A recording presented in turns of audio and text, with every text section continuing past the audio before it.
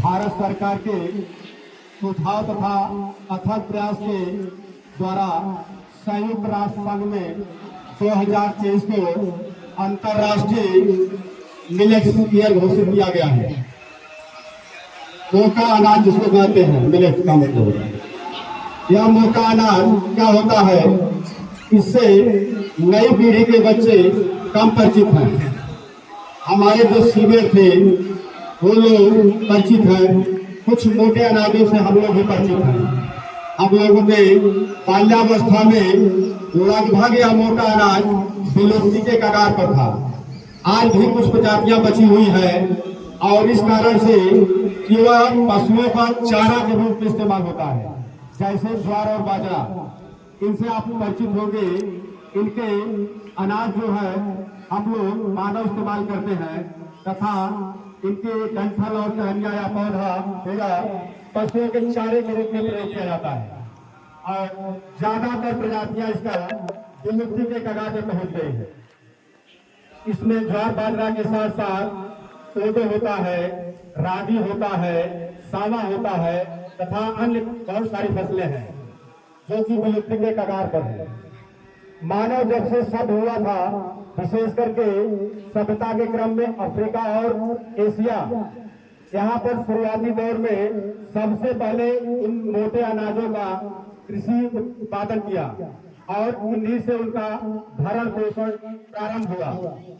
इसी को वैदिक युग में आयुर्वेद के हिसाब से एक दवा माना जाता था, क्योंकि यह हमारे स्वास्थ्य के लिए बहुत अच्छा था, अर्थात स्वास्थ्य वर्धक था, हमारे स्वास्थ्य के लिए वरदान था। समय गुजरता गया, समय के साथ साथ बहुत सारे बदलाव हुए। उसमें जब देश हमारा आर्थिक गुलामी से जूझ रहा था और देश को जब स्वतंत्रता मिली तो सबसे ज्यादा समस्या हमारे देश को जनसंख्या विस्फोट से गुजरना था। जनसंख्या विस्फोट इतनी तेजी से था कि अन्न का उत्पादन नहीं हो पा रहा था उतना जितना कि हमारे देश को जरूरत थी। अन्न के लिए हम आत्मनिर्भर नहीं थे, दूसरे देशों पर निर्भर थे। उस समय के तत्कालीन प्रधानमंत्री लाल बहादुर शास्त्री जी अमेरिका से अन्न मंगाना चाहते थे। अमेरिका ने इनका बड़ा उपहास किया और सड़ा हुआ ज्वार बाजरा भेज दिया, जो कि वहां पर पशुओं के लिए इस्तेमाल होता था। प्रधानमंत्री ने रिक्वेस्ट किया, निवेदन किया कि यह तो खराब है, सड़ा हुआ है।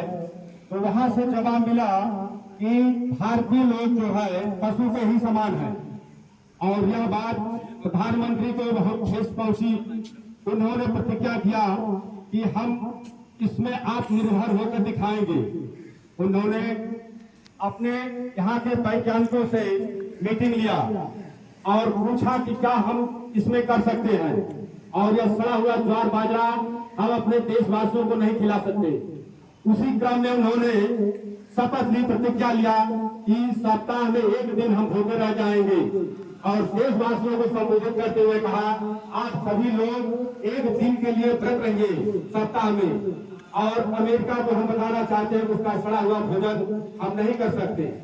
और उन्होंने अपने देश के वैज्ञानिकों में विशेष रूप से एम.एस. स्वामीनाथन थे, उनकी मीटिंग ली और कहा कि आप सभी वैज्ञानिकों से बात करिए कि अन्न का उत्पादन कैसे किया जाता है। तो एम.एस. स्वामीनाथन को फादर ऑफ ग्रीन रिवॉल्यूशन कहा जाता है, हरित क्रांति के जनक कहा जाता है। उन्होंने हरित क्रांति में अन्न उत्पादन के लिए बहुत सारे फर्टिलाइजर के उपयोग की बात कही और सिंचाई के लिए ट्यूबवेल से लेकर के नलकूप से लेकर के नहर की खुदाई की बात की तथा उन्नत किस्म के बीज तैयार करने की बात की और इस पर जोर दिया गया और अन्न उत्पादन बहुत तेजी से होने लगा। भारत आत्मनिर्भर बना। अन्न के उत्पादन में आज भारत आत्मनिर्भर ही नहीं है बल्कि विदेशों को एक्सपोर्ट करता है। लेकिन विकास के इस क्रम में एक तिरस्कार हो गया मोटे अनाजों का। ज्यादा से ज्यादा जोर जो है गेहूं और चावल के उत्पादन पर हो गया, क्योंकि उस समय जनता को भोजन कराना आवश्यक था, गुणवत्ता का ध्यान नहीं रखा गया। और जो मोटे अनाज होते हैं उनमें बहुत ज्यादा गुणवत्ता पाई जाती है, पोषक तत्व बहुत ज्यादा पाई जाती है और हमारे स्वास्थ्य के लिए बहुत अच्छे होते हैं। लेकिन हम लोग गेहूं और चावल को ज्यादा उगाने लगे। भारतीय किसान भी अपने लाभ और प्रॉफिट के लिए इनका उत्पादन ज्यादा करने लगे, क्योंकि जो मोटा अनाज होता है उसका उत्पादन कम होता है। धीरे धीरे यह किसानों के खेतों से भी गायब होने लगा। जब वैज्ञानिकों ने अंतर्राष्ट्रीय स्तर पर अध्ययन किया तो पाया कि पूरे विश्व में जो हार्ट के डिजीज हो रहे हैं, शुगर की बीमारियां हो रही हैं, कैंसर की बीमारियां हो रही हैं, वैदिक युग में या पुराने समय में ऐसा कम होता था, हमारे बुजुर्गों में ऐसा रोग कम पाया जाता था। उसका कारण क्या है? उसका कारण यही है कि जो मोटे अनाज थे उनमें इतने पोषक तत्व पाए जाते थे जिनमें रोग प्रतिरोधक क्षमता बहुत हुआ करती थी, अर्थात रोगों से लड़ने की क्षमता बहुत ज्यादा थी। और जो गेहूं हम खाते हैं, इस गेहूं में बहुत सारी बीमारियां को जन्म देती हैं।